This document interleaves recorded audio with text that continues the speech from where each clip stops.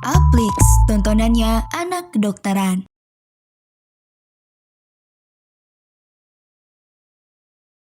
Halo teman Agnes, kembali lagi bareng aku, Kak Adel. Di video kali ini kita akan belajar tentang THT, khususnya penyakit-penyakit dengan gejala klinis perdarahan dari kafum nasal.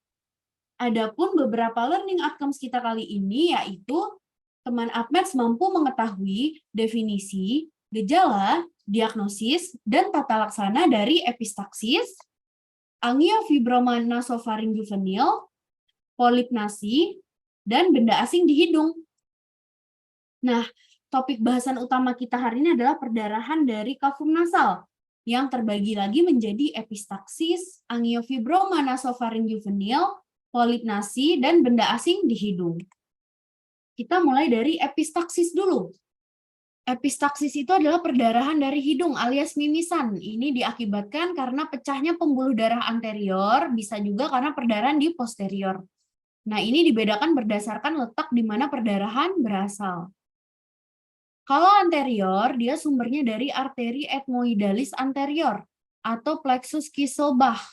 Nah, etiologinya itu trauma atau infeksi. Terapi awal diberikan penekanan digital 10-15 menit dan kauterisasi jika sumbernya terlihat. Lanjutannya, jika sudah teratasi, bisa dilakukan tampon anterior 2 kali 24 jam. Kemudian untuk yang posterior, sumbernya itu dari arteri ethmoidalis posterior atau arteri spenopalatin. Nah, ini biasanya bukan karena trauma, tapi karena hipertensi atau arteriosklerosis atau penyakit sistemik lainnya.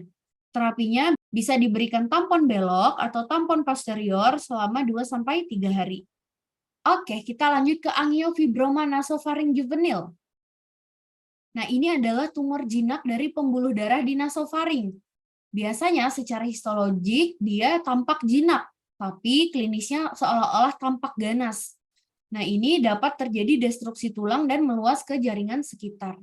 Gejalanya hidung tersumbat progresif, epistaksis berulang masif, rhinorea kronis, dan gangguan penciuman, dan juga ada otalgia dan cefalgia. Pemeriksaan fisiknya pada rinoskopi posterior tampak massa tumor dengan konsistensi kenyal, licin, warna abu-abu bahkan sampai merah, dan juga ada selaput lendir keunguan. Nah, pemeriksaan penunjangnya bisa dilakukan CT scan, MRI, foto polos kepala anteroposterior atau lateral, dengan gambaran Holman-Miller. Terapinya diberikan terapi hormonal, radioterapi, dan operatif.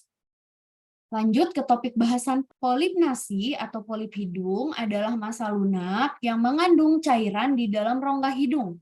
Etiologinya bisa karena inflamasi kronik, disfungsi saraf otonom, genetik, dan seringkali pada anak kecil. Pemeriksaan fisiknya pada hidung tampak pucat, bening, dan lobular, dapat tunggal atau multiple. Jika iritasi, dapat ditemukan kemerahan. Biasanya pasien mengeluh hidung terasa tersumbat, rhinorea, hiposmia, anosmia, dan ada gejala sekunder, bernafas lewat mulut, suara sengal, dan halitosis. Terapinya ya harus diekstirpasi supaya diangkat polip nasinya.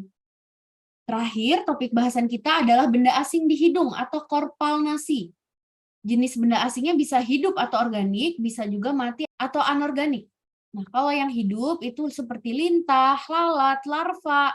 Kalau yang mati itu kayak manik-manik, kertas, tisu, logam, bahkan baterai. Gejalanya ya tiba-tiba, namanya tiba-tiba hidung tersumbat.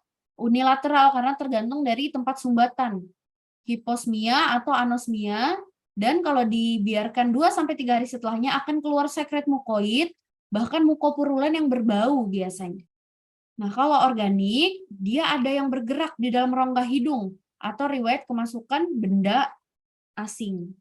Nah, tata laksananya tentu saja pengait tumpul atau pinset, kita evakuasi benda asingnya dan berikan antibiotik per oral jika ada tambahan infeksi sekunder. Oke, sekarang kita kuis ya. Kamu bisa pause video ini dulu, nanti kita bahas bareng-bareng. Anak laki-laki 10 tahun dibawa ke IGD karena kecelakaan 15 menit yang lalu. Didapatkan darah keluar dari hidung, pada kafum nasi terdapat bekuan darah dan terlihat sedikit darah yang mengalir di nasofaring. Apakah diagnosis dan tata laksana pasien tersebut?